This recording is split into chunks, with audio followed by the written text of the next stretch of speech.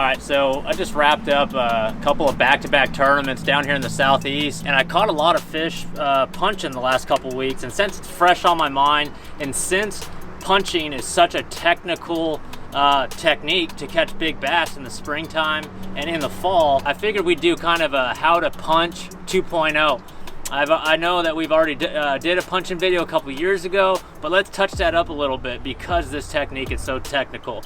So punching to me, I mean, this is my punch box here. You know, I've got some 2-ounce weights here. I don't have anything heavier than 2 ounces here. I have some kind of 3/4 and 1 ounce weights just for those kind of sparsier type areas. But to me, and you can tell by looking here, I have the most weights in the 1.5 ounce size, the 1.5 ounce weight, because I feel like that is the standard. That is the perfect mix of heavy and dense and also compact size. I mean, that right there is about half the width of the gap of your 4/0, 5/0 hook. So that gives you that kind of extra gap there. Once you start getting in that 2 ounce weight, it starts getting just a lot wider. You start missing a lot more fish. I will go to a 2 ounce occasionally, but the absolute standard when it comes to punching is gonna be your 1.5 ounce weights. Over the last couple days, I mean yesterday especially, I had some really good bites, just the typical 1.5 ounce punch rig. And I elected to use a punch skirt, of course, which is always optional. But in this case, it's a springtime presentation, and it gave me a lot of bulk when I paired it up with this Nuke punch right here. So black and blue, real simple, but there's a couple key points I wanted to hit, a couple key points that I had in my mind over the last couple weeks while competing with this punch setup.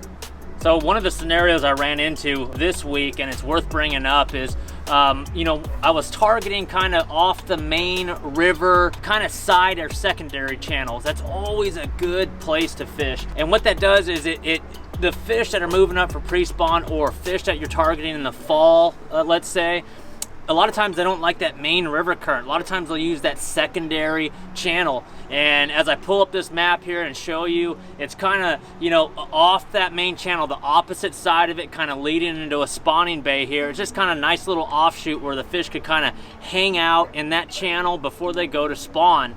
And there were these real apparent mats. They were mats of this invasive type cane, hay type stuff, mixed with some hyacinth. That's really, really good stuff. Remember, whenever you're punching, it's not always going to be this pretty hyacinth. It's not always going to be this, pretty matted hydrilla. Matter of fact, while on tour, it's almost never that case. A couple weeks ago, I fished anything that had a canopy over their head, anything that provides shade, anything that will host a crawfish or a bluegill, areas that big bass like to hang out and ambush those types of prey in. So, down there in Okeechobee, I was fishing overhead, laid down reeds mixed with a little bit of hyacinth. Out here this week, I was fishing little pollen pockets, little trash pockets. Anywhere you would say, hey, look, that looks like a good little frog spot. Let me throw a frog up there. But you're dealing with rising temperatures. They're not quite ready to commit to the frog quite yet, so a punch rig was really, really good. So those types of areas are areas that most people will just go by and not even punch. It could be 6 inches of water, it could be 5 inches of water, but any little matted piece of cover, and dip this sucker in there, and you'll be surprised at what kind of lifts that mat up and takes it. Another little scenario I was faced with, and it's fresh on my mind, whenever you have a current or a wind blowing into mats, it does two things. One, it compacts the mat very, very tight. So when that wind blows into those mats, it compacts those mats. It's a lot harder to fish. If you can't get through it with an 1.5 ounce or a 2 ounce weight, then it's probably too thick to be fishing, for 5 and 6 pound bass out of.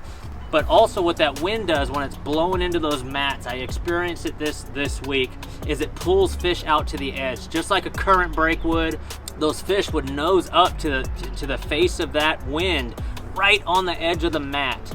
And there was a huge difference between flipping a 1/2 ounce jig onto the edge of the mat. Didn't get a lot of bites doing that, but as soon as I put that 1.5 ounce punch weight literally 1.5 to 2 inches into that mat to where the edges are a little, the edges are a little broken up, it wasn't too thick, and I was able to flip in there and control, because I was in contact with the mat, I was able to control the speed of that 1.5 ounce weight, and just that 2 inches, you know, opposed to a 1/2 ounce jig on the outside, just that 2 inches into the mat, convinced that fish that, hey, this morsel came out of that mat and I'm gonna bite it. So those little clues like that are super, super technical. It's something you need to think about while you're punching. One little trick that's kind of like an old school Delta, California Delta secret. I may have touched on it in the past, and I did it a lot this week because the mats were just so thick. You know, when you have a nice matted area, whether you're fishing off the bank at a golf course pond or fishing, you know, in a tournament like I was, you got these giant mats and you hear the bluegills sucking and the water temperatures are rising and the fish want to hang out in those shadows. But you can't quite get to them because your weight isn't getting into those thick mats. One trick that I like to utilize, it works really, really good, is just by taking that flipping stick and literally pitching that thing up about 40 feet in the air. When that bait gets to the very crest, the very top of your pitch, pull that sucker down. And what that does is it accelerates the speed of that tungsten bullet weight. And as I push up and then pull down, it yanks that thing down and it sends it straight through that mat. And as soon as it does that, you kind of take up the slack and you control the fall of that punch weight. And I got a lot of bites doing that. That's a way when it's a full-on punching tournament or the guy ahead of you on the bank is punching as well. That's a way to get bites behind a puncher because he's not utilizing that flip it up and then yank it down and crash it through that mat. You get a lot of bites doing that. All right, let's talk a little bit about equipment here. I had my Bass Mafia box out here. I just rigged up a beautiful punch rig. This is a Googan baits tungsten. You know, this is just a black 1.5 ounce tungsten weight. Got the Googan bobber stop there. All the bobber stops are great. A lot of the tungstens are great, but the Googan ones, they don't chip. You know, if you look at my box over here, I've got some old school tungsten weights from way back in the day that are chrome now, or that tungsten color because the paint had chipped off of them. The Googan ones don't chip. I just got some generic punch skirt. I don't even know where I got this thing. All I know is it's black and blue and it adds bulk.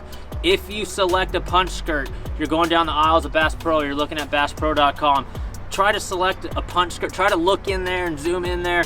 Try to select a punch skirt that's got a plastic bead collar instead of a lead collar. That plastic bead collar gives you a little bit of a click. It sounds like a crawdad. As you click it underneath that mat, sounds like a crawdad moving about. So if you select a punch skirt, if you want a little more bulk, then definitely go with one that's got that plastic collar. This is a 5/0 Googan gold hook made by Hayabusa. You know it's high quality. And then just a black and blue nuke punch. This thing works awesome. What I like about this dude right here is it's so thick. Let's just talk about old school beavers, for example, like one of the OG punching baits we used to use out in the California Delta. There's a thin spot in the middle of it so that when you're punching mats for an hour or two without a bite, that thing wears out.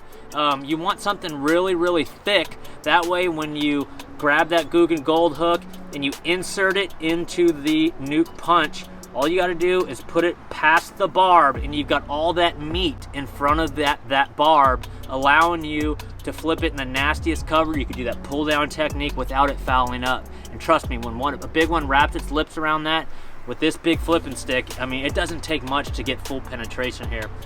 Speaking of hooks, I'm a big proponent of using on the smaller scale of a punch hook. You're gonna lose a lot of fish punching, period. I don't care if you're punching Alabama, Gunnersville, if you're punching the California Delta, if you're punching down there in Florida. Big fish live under mats. Use a stout 4/0, and naturally the Googan Gold Hayabusa 5/0 hook is more like a USA 4/0. It's a little bit small on the smaller end, but here's why. When that fish bites that bait underneath the mat, I want that fish to suck it all the way in its mouth. And when I set the hook, I want all of that hook to stay in its mouth, in the roof of its mouth back there. And I don't want that hook to penetrate outside of its lip, leaving this whole hook point and this whole barb outside of his mouth, you know, and it just leaves you with a giant hook and barb in that matted vegetation for that big 5 or 6 pounder to go up, grab leverage, grab a little piece of hyacinth outside of that hook, and all she has to do is go this way and there you go, there goes your barb, and there goes that fish of a lifetime, or that kicker fish for that tournament. So the smaller the hook, the more likely it is to stay inside of its mouth. So go with the smaller size hook, those 4/0 and sometimes those 3/0 hooks. As far as the line, reel, and rod goes, I've played with a bunch over the years. The punching video I did, I had a different setup. This one has been unbelievable. The guys down at 13 Fishing are from the state of Florida. Their whole regional pro staff is from the state of Florida, so they test these things in those giant vegetation mats. So the one I've been using exclusively, 7'10" extra heavy. It's a Muse. To me, the 13 Fishing Muse line is just a powerful horsepower line. I love the 7'10". I like the 7'9" for like the 3/4 and 1 ounce punch setups. But for that ounce and a half range, I like that 7'10" extra heavy. You could bump it up to the 8-foot extra heavy if you go to that ounce and a half to 2 ounce size. Let's talk about line. 65-pound test. I do not like 80. I definitely don't like 50, 40, or 30. Stay away from that. You'll get your heart broken. 65 is the perfect braid for the punching technique. I like a Seagar Smackdown in Stealth Gray. This stuff is awesome. It's an 8-strand braid, and it's worth mentioning, Seagar's got a new braid called Tactics. It's a 4-strand braid, and if you look at kind of the texture of a 4-strand versus a Smackdown 8-strand, 8-strand's gonna be a lot smoother. So in and out of that hyacinth, in and out of those overhanging reeds and dead reeds, it's a lot quieter with the 8-strand. It's just smoother. You could be more slick. You could be more stealthy. You will get a lot more bites. The 4-strand, when they're biting really good, I mean, you can get away with the in and out all day and all, you know, but by the end of the week, if you're fishing a tournament, they start getting privy to that, and they know that kind of, that in and out braid noise, you know, is it can hurt you. I'm not saying they won't bite the 65-pound Tactics, but they will definitely prefer, especially by the end of the week, a 65-pound test Smackdown 8-strand braid. Stuff works really well. The reel's real simple. This is a 13 Fishing A2. Fits really well in the palm of my hand. It's super light. Very important to use the 8-to-1 gear ratio reel. And I believe an 8-to-1 gear ratio reel just allows you to be more efficient when it's, you know, in and out. I'm reeling it in, I'm pitching, I'm reeling it in. Get real proficient at it, get real efficient at it, and you're going to be in and out of those mats looking for those big bites, you know, and you're going to be really effective. Yes, you could use a regular flipping stick. Do not use a pool cue, like straight up horsepower, extra heavy. That's kind of a misconception in the punching technique. Over the years, we realized more bend is better, almost like a heavy but moderate action rod. There's another rod that I use in the lineup as well, and it just gives me an 8-foot, just kind of a moderate bend. This one here, it's an 8-foot extra heavy, and this is in the Omen series. If you could find that rod, that's a sleeper rod. But in the Muse line, I really like that when they say, you know, 13 Fishing, again, being from Tampa, Florida, they put a lot of R&D into flipping and braid and heavy hook sets on 8, 9, and 10 pounders. When they say heavy or extra heavy, there's always a nice bend to them. It's never this. There's always a nice bend, horsepower bend to it. And what is more important when you're flipping? You get that 6, 7, 8 pound bite.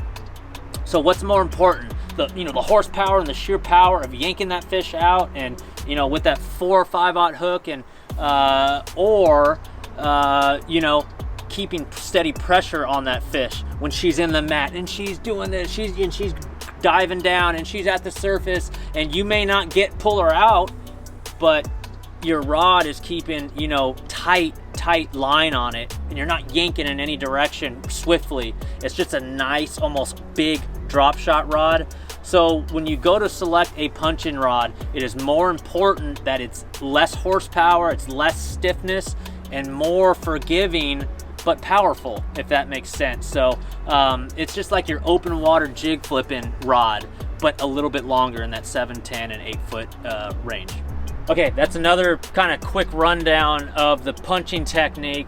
And again, since there's so many different facets to punching, those were fresh on my mind because I'm just coming off a 2-week stretch of doing it and doing a lot of it. I mean, if you look at my hands and fingers, they're all marked up from all the braid and all the fish catches. And also, you know, the marker trick. I may have touched on it in my last tip video of this, but this is probably the most valuable trick.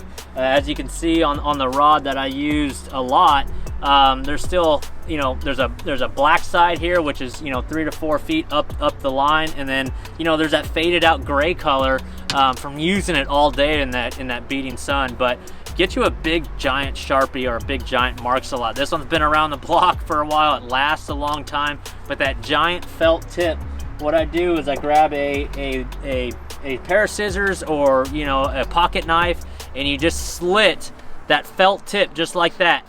And that gives you a nice, very nice channel for you to run your braided line through. And it just helps camouflage that line a little bit better. It just gives it a better look than that bleached out look after fishing it in the hot sun, you know, all spring, all summer, and all through fall long. So that's the final tip for you. I hope you found that helpful the next time you go out and you utilize the punching technique. I promise, if you're a tournament fisherman, it may take all day, but you will get that 5 to 6 pound bite when everyone else is cranking up 2 and 3 pounders or spinner baiting 2 and 3 pounders. That's how you catch a kicker fish. And I hope with all these tips I've given you, you could, you know, bring it together and you know, catch some of those fish that, you know, will forever be in your memories, those ones you take pictures of and post them on Instagram. But the punching technique, it's been around for a long time. It's going to stick around for a long time. I've gone through all the trials and tribulations of this specific technique, so hopefully these tips here today help you become a better punch fisherman.